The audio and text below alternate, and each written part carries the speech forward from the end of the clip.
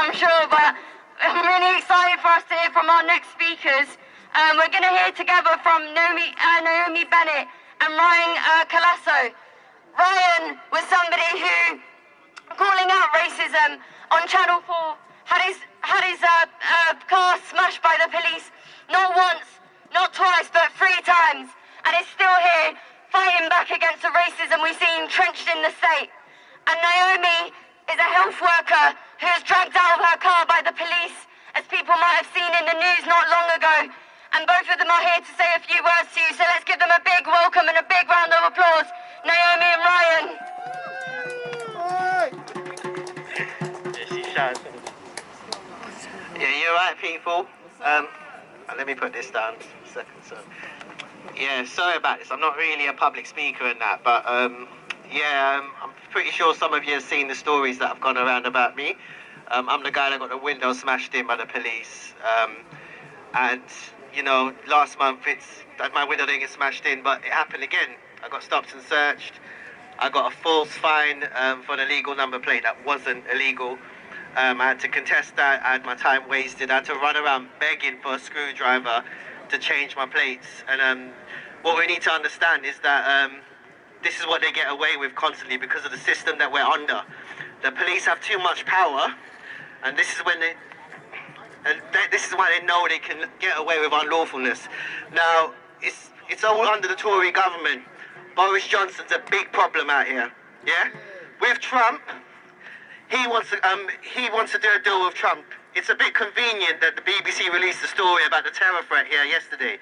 They said the terror threat is on a high, and that's because of the no-deal Brexit being likely, and also because of the current elections. Yeah, it's a distraction technique. I'm telling you, we're in big trouble if Trump wins. We're in big trouble. With Biden, I think it was mentioned earlier, it's a lesser of the 2 evils. But it's something we just got to do for now. If he can win, at least we can get a little bit of breathing space, you know what I'm saying? So right now, Donald Trump's got to go, man. We're here, and we're going to keep going. We're going to keep our voices going loud. Even if Donald Trump wins, we're going to be back here. On the next thing, we're going to be screaming for him out, because we don't stop, right? We don't stop. You get me? None of us stop out here. So yeah, those chants are amazing. I ain't got any at the top of my head right now, because obviously this is the last minute thing for me. But yeah, guys, I got to appreciate all of you that have turned up today. If there's anyone from the press, because I got stopped and searched again, I'm happy to speak to anyone here. And yeah, man, thank you very much for having me. And yeah, hey ho, Donald Trump has got to go. Hey ho, I forgot the chant. Sorry, yeah. Alright, where's Naomi? Hi, Naomi, where you gone? Naomi, you're not getting away that easily. No, I'm still here. Hi everyone, my name's Neomi Bennett. I'm a registered nurse. I've just come off duty, so I'm in my uniform.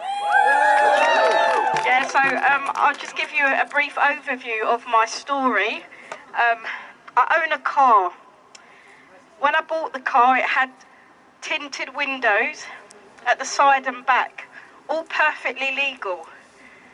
Last year, I was sitting in my car talking to my friend after a shift. Both of us are black, all perfectly legal. Despite this, we were suddenly surrounded by white police officers who insisted that we exit the car. We did absolutely nothing wrong. So I asked the police for an explanation.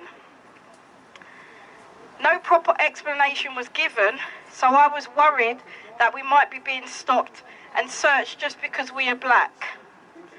I raised my concerns with the main officer, the ringleader I call him, but as soon as I mentioned race, he became angry and dragged me out of my car. I was scared that the police were going to hurt me, given that some people have been treated, some black people in my community have been treated so badly in the past. But when I said I was scared and asked if I was being detained for my race, the officer became more angry and he arrested me. I kept asking, why am I being treated like this? What have I done? I'm just a nurse, I just want to go home. However, I kept naming the elephant in the room, my race. The officer got very, very angry. He put handcuffs on me and insisted on taking me back to the police station. For what? Legally tinted windows, completely legal. When I pointed out the unfairness of the situation, the officer then started to suggest that I might have something in the boot of my car. The only thing in my car was my nursing equipment. All perfectly legal. I'm clear that if I'd been a white nurse, talking with my white friend, just finished work, I don't think I'd be stopped and searched. The only reason the police were interested in us is because we are black. There's no other explanation as to why I was treated this way. Again, when I pointed out to the police, I was punished for calling out racism. But things actually got worse. Despite having committed no crime, I was forced to spend the night in a police cell. I was dragged through the criminal courts system where I had to fight. £12,000 it cost me to clear my name, all the way up to the Crown Court. I eventually walked away without a stain on my character. But despite the shock and the upset that it's caused, I've still not even had a word of apology from the police. And they've even refused to sit down and discuss how degrading and demeaning their behaviour was towards me. They think they've done nothing wrong. So for me, I believe that the police must change so that the next generation of black people, or all people, are not treated in such a terrible way. So I'm just here today to give my support and, you know, standing up to racism and no justice. No peace! Police! No racist police! Big thanks to Ryan and Naomi. To be honest, you've reminded